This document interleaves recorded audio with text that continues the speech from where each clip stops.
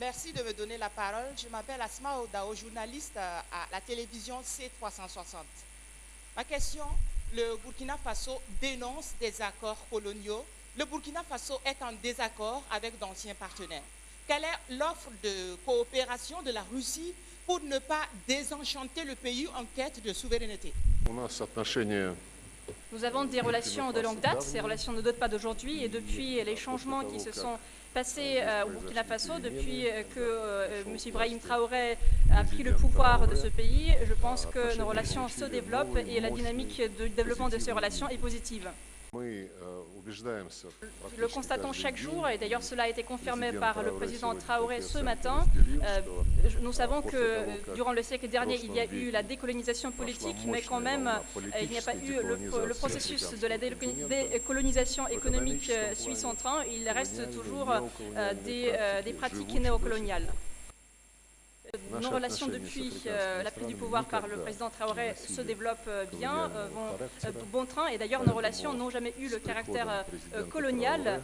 Nous avons une coopération dans de nombreux domaines, le domaine de santé, le domaine de l'éducation, de l'économie, le domaine militaire, le domaine militaire et technique, et ces relations se basent sur le respect mutuel.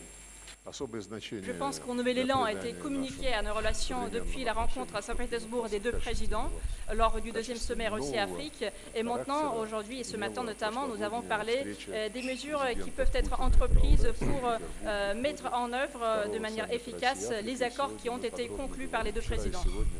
J'ai eu la chance, il y a un an, d'interviewer le président de la transition, Ibrahim Traoré, à l'occasion du forum Russie-Afrique. Et à cette occasion, il y avait beaucoup d'attentes dans la coopération entre la Russie et le Burkina Faso. On a l'impression que durant toute l'année qui s'est écoulée, il y a déjà beaucoup de choses qui se sont réalisées. Alors j'aimerais savoir quoi concrètement a été réalisé durant cette année qui vient de s'écouler, et puis quelles sont vos attentes concernant le futur de cette coopération entre la Russie et le Burkina Faso. Je vous remercie pour cette question.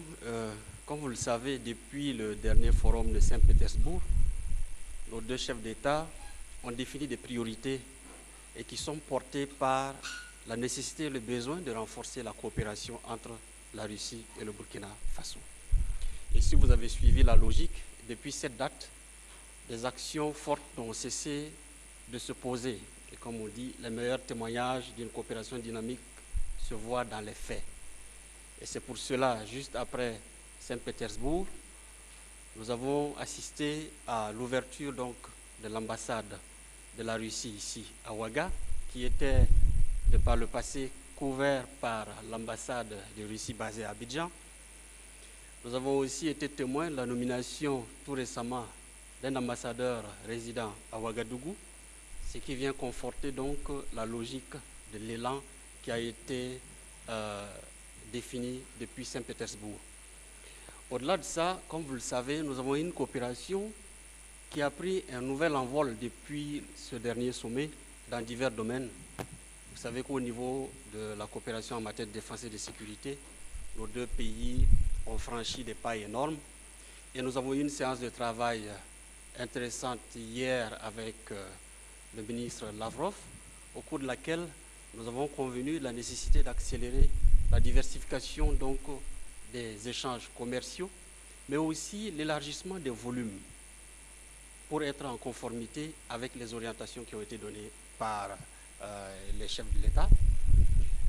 Vous avez suivi le témoignage du ministre au sujet de la formation professionnelle et de la formation universitaire, pour lesquelles la Russie a défini un certain nombre de quotas de bourses qui sont amenés à se voir évoluer.